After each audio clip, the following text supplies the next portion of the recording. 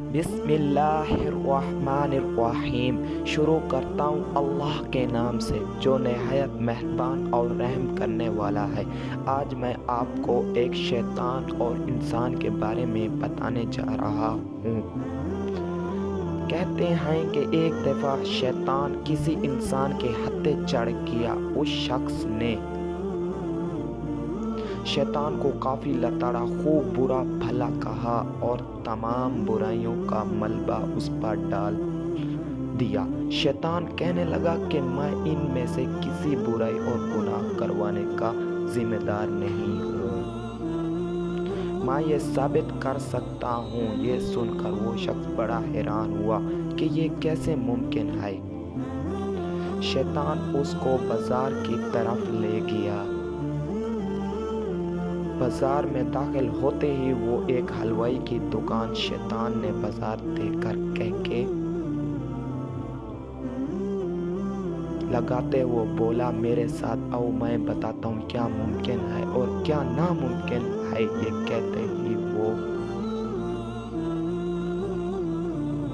سامنے رک گئے۔ شیطان کہنے لگا، تم یہاں بیٹھو اور سارا ماجرا دیکھ کر فیصلہ کرنا کہ میں کتنا قصوروار ہوں۔ شیطان نے شیرے سے معمولی سی مقدار انگلی پر اٹھائی اور سامنے دیوار پر لگا دی۔ تھوڑی دیر میں شیرے پر مکھیاں جمع ہو گئیں۔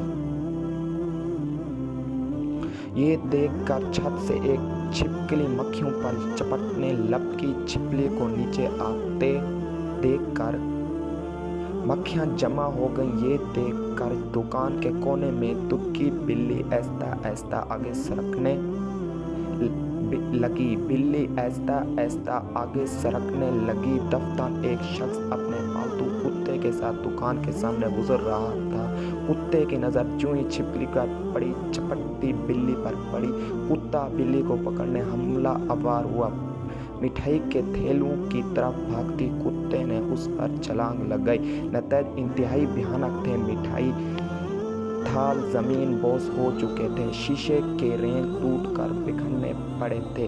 حلوائی لوہے کی سوراخ سے کتے کو مارنے لپکا۔